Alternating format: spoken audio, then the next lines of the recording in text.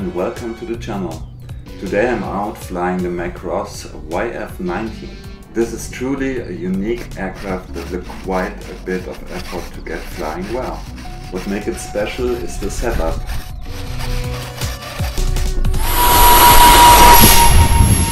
The 40mm EDFs are mounted in a ball bearing swivel nozzle, and there's no traditional elevator.